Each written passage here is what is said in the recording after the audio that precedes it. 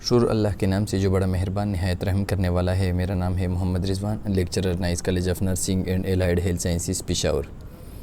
आज की हमारी जो टॉपिक है वो है माइक्रोबायोलॉजी इन एवरीडे लाइफ, यानी माइक्रोबायोलॉजी का वास्ता किस तरह रोज़मर्रा ज़िंदगी में पड़ता है एवरीडे लाइफ, रोज़मर्रा ज़िंदगी के साथ। यानी माइक्रोबायोलॉजी के कंसेप्ट को हम किस तरह रोज़मर्रा ज़िंदगी में इस्तेमाल कर सकते हैं। जैसे कि हमें पता है कि रोज़मर्रा ज़िंदगी में हम मुख्तलिफ़ किस्म के फूड्स, वाटर और हवा के साथ हमारा रिलेशनशिप पड़ता है, और इसकी वजह से मुख्तलिफ़ किस्म के ऐसी डिज़ीज़ है जिसके माइक्रो ऑर्गेनिज़म्स इस फूड में, वाटर में या एयर में पाए जाते हैं। और इस तरह अगर हमें प्रॉपर उनकी हैंडलिंग, प्रॉपर उनके बारे में मालूमात हासिल हो तो ईज़िली हम उन बीमारियों से जो फूड के ज़रिए, वाटर के ज़रिए और हवा के ज़रिए इंसानों में मुंतकिल होती है, हम उससे ईज़िली जो है ना वो छुटकारा हासिल कर सकते हैं अगर हमें बेसिक माइक्रोबायोलॉजी का पता हो।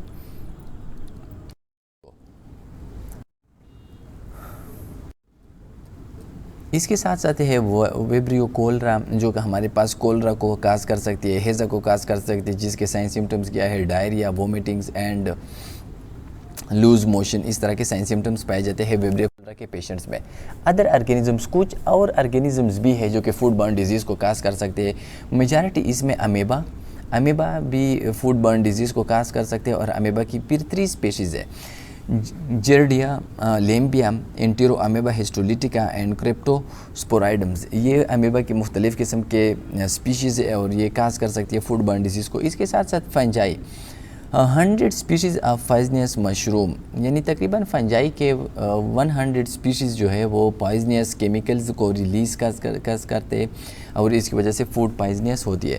एस्परजिलस ये एक फंजाई की एक एग्जांपल है, और ये काज कर सकती है या ये एक्सक्रीट करते हैं एफ्लोटॉक्सिन्स को, जो कि वेरियस टाइप ऑफ डिजीज़ को काज कर सकती है। दूसरा एग्जांपल क्या है फंजाई की, क्लेविसेप्स, और ये एक्सक्रीट कर लेते हैं हेलुसिनोजेंस। इसके साथ साथ एल्च भी फूड बर्न डिजीज़ को काज कर सकते हैं। ये आप लोग एमसीक्यूज़ के लिए याद रखें। अगर एमसीक्यूज़ में आप लोगों से पूछा गया कि which one of the following may cause food borne disease, ये which one of the following may cause food poisoning, यानी इसमें से कौन सा फूड पॉइजनिंग को काज कर सकती है, तो आप लोगों को इसमें से कोई भी जो है ना वो एमसीक्यूज़ में ऑप्शंस दे सकता है।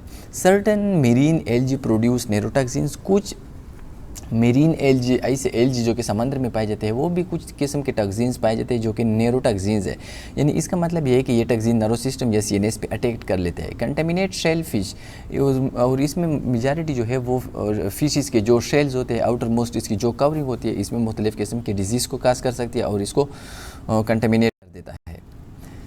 ये बहुत इंपॉर्टेंट टॉपिक है, इंटॉक्सिकेशंस एंड इन्फेक्शंस। अक्सर एमसीक्यूज़ में ये कंसेप्ट जो है ना वो एमसीक्यूज़ में इससे मेजॉरिटी ऑफ द एमसीक्यूज़ में कम, अक्सर इससे जो है ना वो एमसीक्यूज़ आ सकते हैं। ये बहुत ज़्यादा इंपॉर्टेंट है डेली लाइफ के लिए। एक है इंटॉक्सिकेशन एंड दूसरा है इन्फेक्शंस। देखिए मेनली आप लोग इसमें जो मेन डिफरेंस है वो आप लोग जो है ना इसको मेमोराइज़ करें। इंटॉक्सिकेशन काज होती है टॉक्सिन्स की वजह से, टॉक्सिन्स के खाने की वजह से, वाइल इन्फेक्शंस काज होती है माइक्रो ऑर्गेनिजम्स की एंट्री की वजह से, माइक्रो ऑर्गेनिजम्स की एंट्री की वजह से। देखिए इसमें मेन डिफरेंस ये है, आप थोड़ा सा इसकी डिफरेंस को समझे। मैनिफेस्टेड मच मोर क्विकली, देखिए इंटॉक्सिकेशन बहुत ज़्यादा क्विक होती है। जिस तरह हमारे पास फूड पॉइजनिंग है, फूड पॉइजनिंग क्या है, वो इंटॉक्सिकेशन की एक एग्जांपल है।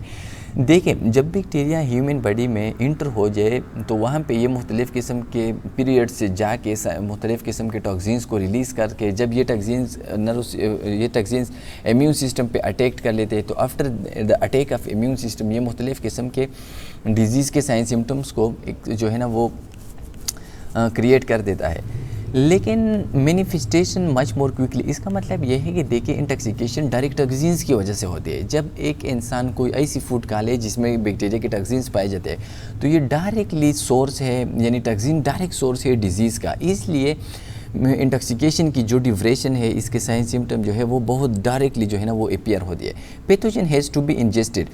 इन्फेक्शंस में हम क्या कर लेते हैं, हम पैथोजेंस को जो है ना वो इंटर कर लेता है, और फिर इसकी जो वो ग्रोथ की पीरियड और साइन सिम्टम्स अपीयर होते हैं after the release of toxin. Toxin is already present to cause harm. देखिए इंटॉक्सिकेशन में हमारे पास ऑलरेडी फ्री फॉर्म्स में टॉक्सिन्स पाए जाते हैं, और ये टॉक्सिन्स फिर जाके ईजिली बहुत क्विकली विद लेस अमाउंट ये किसी भी डिजीज़ के साइन सिम्टम्स को काज कर सकते हैं। लेकिन पे इन्फेक्शंस क्या है, after a period of incubation pathogen establish itself usually in the intestines. लेकिन इन्फेक्शंस में क्या होते हैं, पहले माइक्रो ऑर्गेनिजम्स किसी होस्ट को तलाश कर लेते हैं, फिर वहाँ पे जाके ये कोई हर्बर सा जो है मीडियम तलाश कर लेते हैं, फिर वहाँ पे वो अपने लिए इन्वायरमेंट ढूंढता है, अपने लिए वो इंग्रेडिएंट ढूंढता है जो इसकी ग्रोथ के लिए रिस्पॉन्सिबल हो, फिर जाके एट द एंड वो कोई टॉक्सिन्स बना के डिजीज़ को काज करती है। लेकिन इंटॉक्सिकेशन में डायरेक्टली टॉक्सिन्स, वो टॉक्सिन जो बैक्टीरिया ने किसी दूसरे मीडियम में एक्सक्रीट की गई हो, फॉर एग्जांपल किसी फूड में बैक्टीरिया ने कोई टॉक्सिन छोड़ा हो, कोई टॉक्सिन सिंथेसाइज किया हो, जब ये टॉक्सिन्स चले जाते हैं ह्यूमन बॉडी में तो ये easily directly without any times, without any reason ये डायरेक्टली डिजीज़ को काज कर सकते हैं। जबकि इन्फेक्शंस और ये इस तरह जब माइक्रो ऑर्गेनिजम्स इंटर होते हैं तो वो थोड़ा सा टाइम लेके इन्फेक्शन की प्रोसेस को एक्टिवेट करता है। Transmission of food borne disease, यानी वो डिजीज़ जो कि ट्रांसफ़र होती है फूड की वजह से या काज होती है फूड की वजह से, उसके लिए ट्रांसमिशन की कितनी प्रोसेस है, इसके लिए हम 5 FS का वर्ड्स इस्तेमाल कर सकते हैं। यानी transmission of food borne disease is cause by 5 FS। एक है फूड, अगर हम कोई ऐसा फूड खा ले जिसमें बैक्टीरिया के टॉक्सिन्स या वायरस या इस तरह के माइक्रो ऑर्गेनिजम्स पाए जाते हैं तो इसकी वजह से फूड बर्न डिजीज़ काज होते हैं। दूसरा फीसिस, अगर हम किसी पेशेंट के फीसिस के साथ हमारी कोई कांटेक्ट आ जाए तो इसकी वजह से जो है ना वो डिजीज़ का हमें काज होती है। फिंगर्स, किसी पेशेंट के बड़ी पार्ट के साथ अगर हमें कोई कांटेक्ट आ जाए। फ्लाइज़, अगर किसी पेशेंट को बाइट करे, किसी इन्फेक्टेड पेशेंट को अगर कोई फ्लाइज़ बाइट करे और वो फ्लाई जाके किसी हेल्थी पर्सन को अगेन बाइट करे तो वो इस तरह एक डिजीज़ को जो है ना वो ईजिली काज कर सकते हैं। या फ्लाइज़ अगर एक इन्फेक्टेड पर्सन को बाइट करे और इसके बाद वो किसी फूड के सोर्सेज पे बैठ जाए और after that a human body में इट दिस कंटामिनेटेड फूड, तो इस तरह ये डिज़ीज़ जो है ना वो ट्रांसफ़र होती है। इस तरह फोमाइट्स, जितने भी नॉन लिविंग सरफेस है, जिस तरह बर्तन है, मुख्तलिफ़ किस्म के यूटेंसिल्स है, अगर इसमें कोई माइक्रो ऑर्गेनिजम्स पाया जाता है और हम इसमें कोई फूड तैयार करके और इस फूड को हम खा लें तो इसकी वजह से भी फूड बर्न डिजीज़ काज होती है। Food is the immediate source of pathogens toxins. देखिए फूड जो है, जितने भी फूड के सोर्सेज है वो एक बेहतरीन सोर्स है, एक बेहतरीन मीडियम है टॉक्सिन्स की प्रोडक्शंस के लिए या पैथोजेंस की ग्रोथ के लिए, क्योंकि फूड में वो सब कुछ पाया जाता है जो एक बैक्टीरिया की ग्रोथ के लिए रिस्पॉन्सिबल हो। May be acquired by close contact with an infected person or carriers. Food borne disease हमें खास होती है अगर हम किसी ऐसे पेशेंट के साथ जो कि डिजीज़ का होस्ट हो या इसमें कोई इन्फेक्शन पाई जाती हो या वो डिजीज़ का कैरियर हो। डिजीज़ का कैरियर का मतलब यह है कि इसमें कोई साइन सिम्टम्स नहीं पाए जाते लेकिन इसमें माइक्रो ऑर्गेनिजम्स पाए जाते हैं और वो किसी दूसरे ह्यूमन बीइंग को जो है ना वो डिजीज़ ट्रांसफ़र कर सकता है। Involve the faecal oral route. अब देखिए ये बहुत ज़्यादा इंपॉर्टेंट है MCQs के लिहाज से कि फूड बर्न डिजीज़ के लिए कौन सा रूट जो है ना वो इस्तेमाल होती है। इसके लिए ओरोफिकल रूट इस्तेमाल कर सकते हैं या फीकल ओरल रूट, यानी ये डिजीज़ हमें दाखिल होती है या ट्रांसमिट होती है either through oral routes either through faecal routes, यानी अगर किसी फीसिस के साथ या स्टूल के साथ हमारा वास्ता पड़ जाए, हम इसको टच करें तो इसकी वजह से ये डिजीज़ हमें ट्रांसफ़र हो।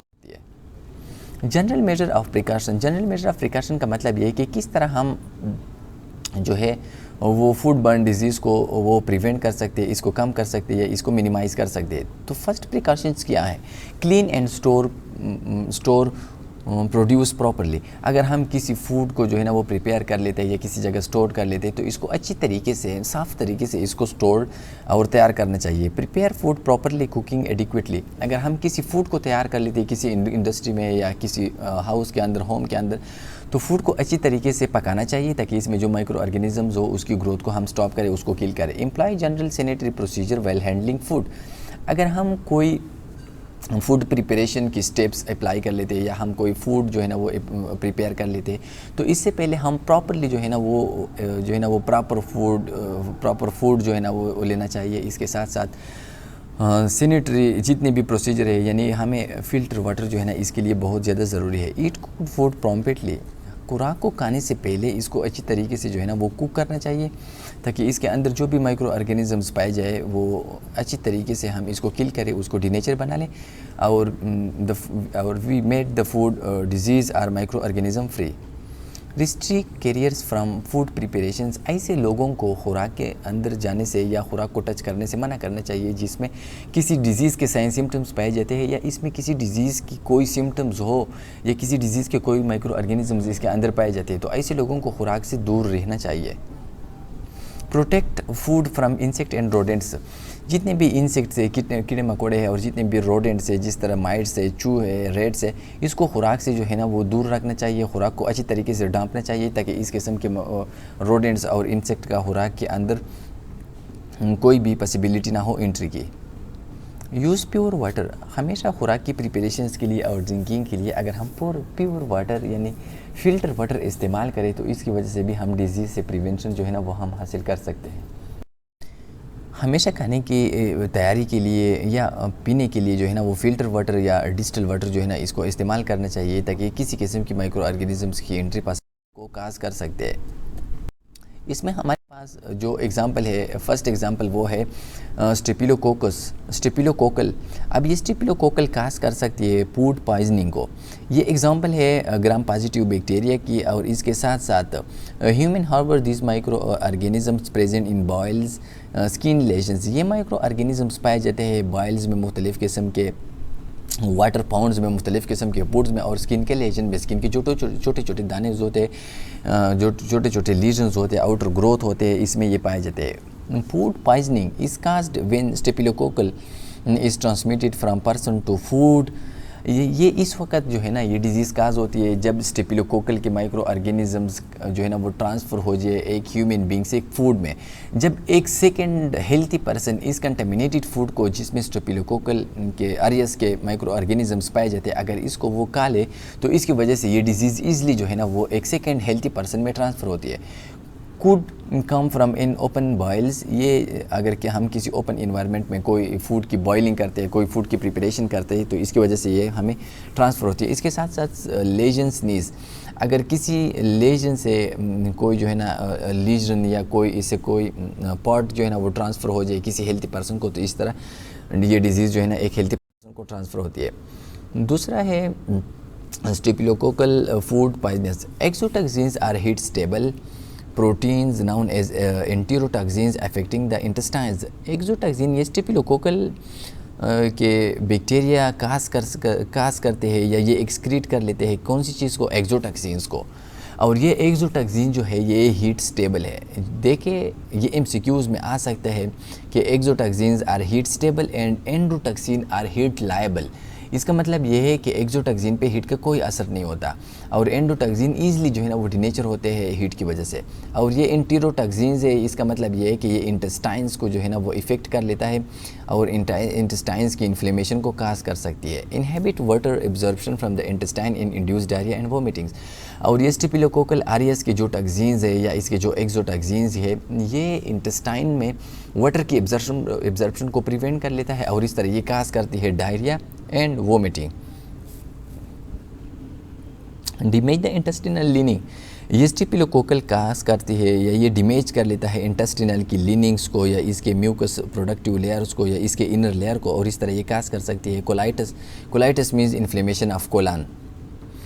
Nazia, vomiting, abdominal cramp, diarrhoea. देखिए नाजिया और डायरिया में तो नाजिया, डायरिया और वोमिटिंग इसमें थोड़ा सा फ़र्क है। देखिए डायरिया जो है इसमें जिसको हम दस्त कहते हैं इसमें लूज़ मोशन होता है, और इसके साथ साथ पेशेंट जो है वो वाटरी टाइप का जो है ना वो फीसिस एक्सक्रीट कर लेता है। नाजिया और वोमिटिंग में थोड़ा सा फ़र्क है। वोमिटिंग्स में बंदा जो है या एक पेशेंट जो है वो जितने भी एब्डामिनल कंटेंट है उसको एंटीपेरिस्टाल्टिक वे से वो बाहर जो है ना वो ओरल कैविटी से निकाल देता है एंटीपेरिस्टाल्टिक वे से।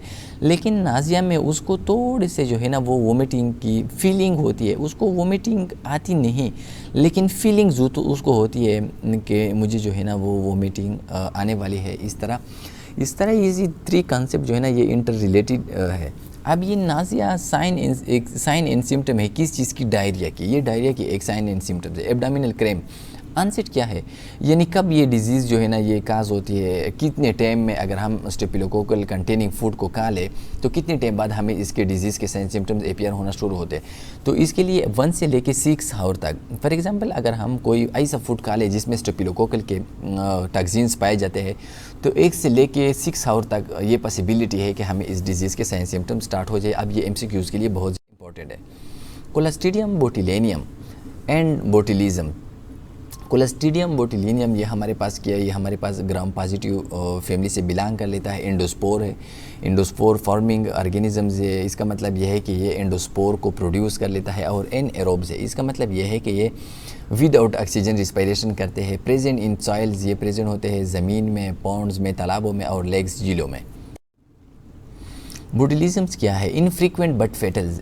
बोटुलिज्म्स ये बहुत इनफ्रीक्वेंट है। इसका मतलब ये है कि ये बहुत ज़्यादा जो है ना रेयर फॉर्म्स में, ये कुछ जो है ना पेशेंट्स में ये डिजीज़ काज होती है। इसके साथ साथ ये बहुत ज़्यादा फेटल है। फेटल मीन्स कि ये बहुत ज़्यादा डेंजरस है, इसके साइन सिम्टम्स बहुत ज़्यादा सीवियर है। Cause by exotoxins produce by clostridium botulinum, ये काज होती है क्लोस्ट्रीडियम बोटुलिनियम से और ये एक्सक्रीट करते हैं क्लोस्ट्रीडियम बोटुलिनियम एक्सोटॉक्सिन्स को, और ये एक्सोटॉक्सिन्स काज कर सकते हैं बोटुलिज्म्स को। मोस्ट डेडली बायोलॉजिकल टॉक्सिन्स, जिस तरह मैंने आपको बताया कि एक्सोटॉक्सिन्स इस वक्त एक्सक्रीट कर लेते हैं एक बैक्टीरिया जब उसके सेल की कंप्लीट लाइसिस हो जाए, मतलब इसका सेल जब कंप्लीट ख़त्म हो जाए। न्यूरोटॉक्सिन्स एंड इफेक्ट द सीनेस, ये टॉक्सिन जो कि एक्सोटॉक्सिन्स है हमारे पास, ये बेसिकली न्यूरोटॉक्सिन्स है। इसका मतलब ये है कि इसका मेन टारगेट एरियाज़ क्या है, वो नर्व सिस्टम है और इस तरह ये सेंट्रल नर्व सिस्टम को इफेक्ट करता है।